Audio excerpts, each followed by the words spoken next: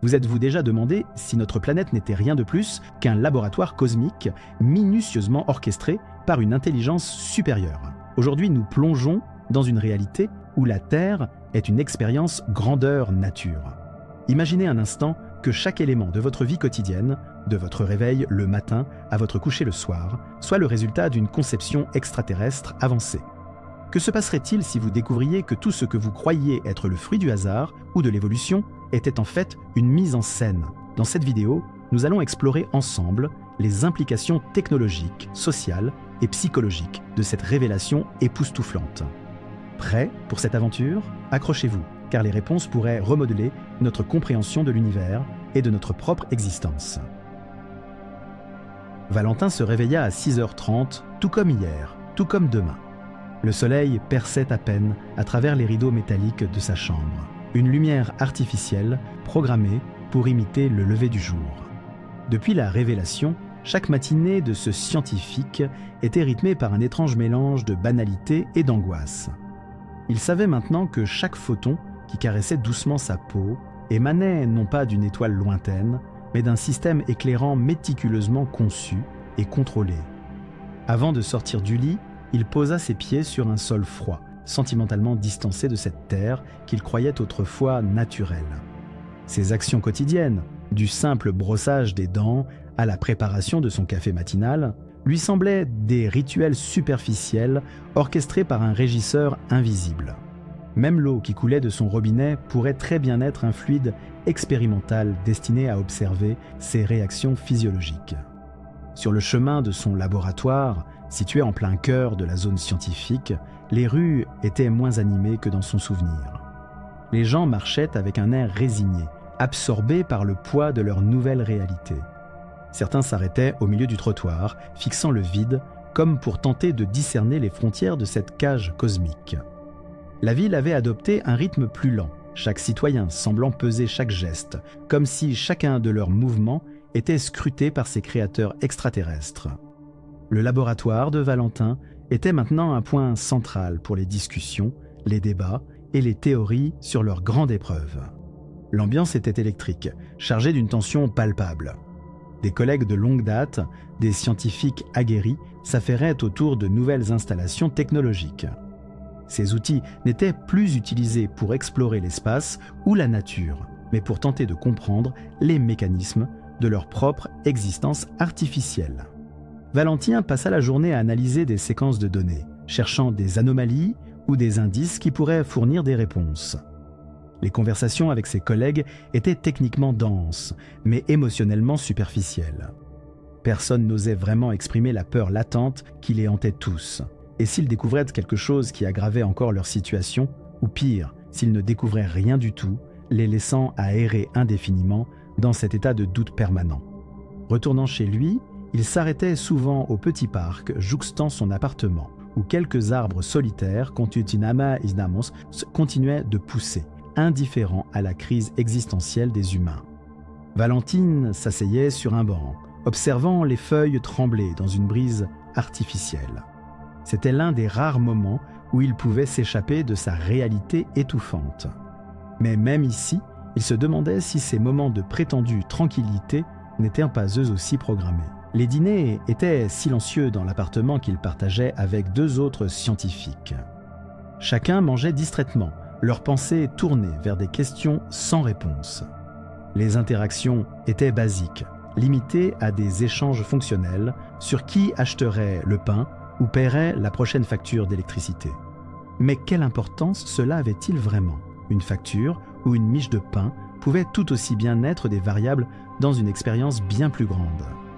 Lorsque venait l'heure de se coucher, épuisé par les énigmes quotidiennes, Valentin se glissait sous ses couvertures avec une lourdeur particulière. Alors qu'il fermait les yeux, il ne pouvait s'empêcher de se demander s'il se réveillerait le lendemain avec une clarté nouvelle ou si ce cycle interminable de questions sans réponse continuerait.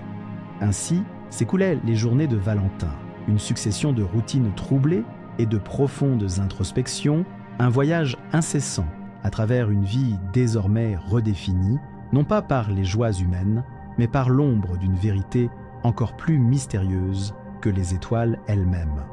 Dans ce monde nouvellement défini par l'énigme de son origine, l'existence quotidienne de notre protagoniste et de ses pairs s'était muée en un terrain de test pour les technologies créées pour interpréter et réagir à leur réalité fabriquée. Les labos résonnaient d'une activité fébrile où des appareils jusqu'alors impensables prenaient forme.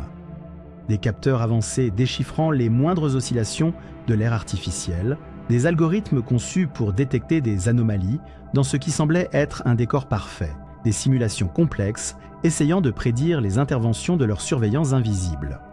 Au milieu de ce bouillonnement technologique, les relations humaines avaient subi une transformation radicale. Les rapports sociaux de notre scientifique s'étaient distendus, rongés par l'incertitude omniprésente. Le monde autour de lui semblait flétrir, car chacun, amis comme familiaux, s'efforçait de gérer la révélation selon ses propres termes. Les conversations devenaient des mines de méfiance, chaque échange scruté pour des signes de manipulation ou de désinformation. Les soirées autrefois chaleureuses, émaillées de rires, de confidences partagées, s'étaient muées en interactions mécaniques, presque théâtrales. Quant au bien-être personnel, notre personnage principal luttait pour trouver un équilibre dans ce nouvel ordre mondial. Comment préserver sa santé mentale lorsque le sol sous vos pieds ressemble plus à un échiquier manœuvré par des entités froides et calculatrices qu'à la terre ferme? Les techniques de méditation, autrefois un refuge dans ces journées, semblaient maintenant des pratiques vaines, réalisées sous l'œil constamment vigilant de leur créateur. La résilience de cet homme et de ses collègues se manifestait par une obstination froide à continuer, une détermination à percer le voile de cette réalité biaisée pour entrevoir, peut-être, un bout de vérité. Paradoxale aussi était la capacité des êtres humains à s'adapter. Même dans ce théâtre d'ombre, des innovations émergèrent des tréfonds de la nécessité. On vit surgir de nouvelles formes d'art, des musiques et des littératures qui, bien qu'empreintes de mélancolie, apportaient un semblant de beauté et de purgation émotionnelle. Celle-ci tentait de faire sens de la dualité agonisante entre libre arbitre et déterminisme ultra sophistiqué. Et c'est dans cette lutte constante, ce ballet complexe entre acceptation et rébellion, que notre protagoniste forgeait ses jours. Entre espoir ténu et scepticisme profond, il avançait peut-être vers une lucidité nouvelle, ou peut-être seulement vers le lendemain, exactement identique à aujourd'hui.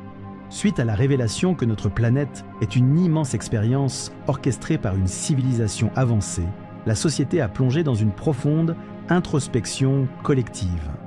Pour notre scientifique, Valentin, les répercussions sont palpables au quotidien. Les gens déambulent dans les rues avec une prudence accrue, leur confiance en la réalité ébranlée. Les interactions, autrefois spontanées et chaleureuses, sont désormais teintées de suspicion. Les sourires semblent forcés, les conversations superficielles.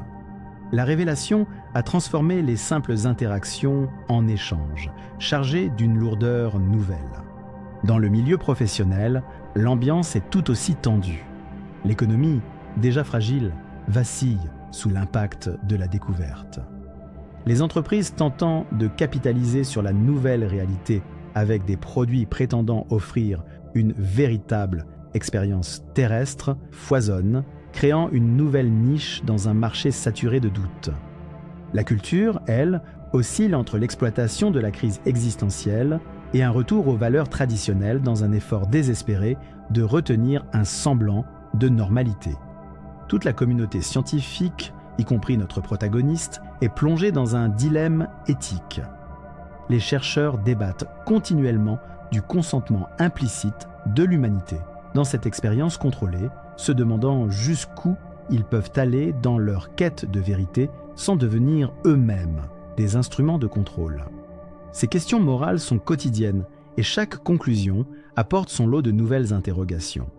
Dans ce contexte dystopique, où la vérité est aussi évasive que l'air qu'il respire, Valentin et ses pairs sont à la merci d'une révélation encore plus grande, craignant ce que chaque nouvelle découverte pourrait impliquer pour leur futur déjà précaire. Confronté à une réalité où chaque jour ressemble à une répétition de la veille, notre scientifique, toujours en quête de sens, se tourne vers le futur avec une curiosité teintée de prudence. Dans ce monde où même l'air qu'il respire pourrait être contrôlé par des entités supérieures, il réfléchit intensément à ses actions futures. Les conversations dans les cafés ont changé. Il ne s'agit plus de projets de vacances ou de promotion, mais de théories sur ses créateurs. Qui sont-ils? Que veulent-ils de nous? À chaque réunion en laboratoire, la tension monte, mais naissent aussi des idées pour approcher et peut-être influencer ces architectes de leur monde. Notre scientifique commence à structurer un plan visant à établir une sorte de communication avec ces êtres, espérant transformer le dialogue unilatéral dicté par leurs observateurs en une véritable interaction. Il passe ses soirées à rédiger des journaux de bord, des enregistrements destinés peut-être un jour à être découverts par ses surveillants. Chaque mot est pesé, réfléchi, pour tenter de déchiffrer le voile qui sépare l'humanité de ses véritables intentions. Par cette démarche, il espère non seulement obtenir des réponses, mais aussi démontrer que l'esprit humain reste vivant, vibrant et incapable de se soumettre totalement à toute forme de manipulation. C'est dans cette ambiance lourde mais impétueuse qu'il poursuit sa quête, avec une détermination fragilisée mais jamais vaincue. Dans la froide clarté de sa chambre, le scientifique rumine. Ce voyage à travers une réalité truquée, loin d'écraser son esprit, l'a aiguisé. Il presse les spectateurs imaginaires de ne pas rester passifs, évaluer leur propre existence, contester les limites imposées par de soi-disant vérités. Chaque question, chaque doute peut être le levier d'une révolution personnelle et collective. Affrontant l'obscurité, il écrit « Interrogez tout, car notre liberté se tisse dans l'écheveau de nos questionnements incessants ».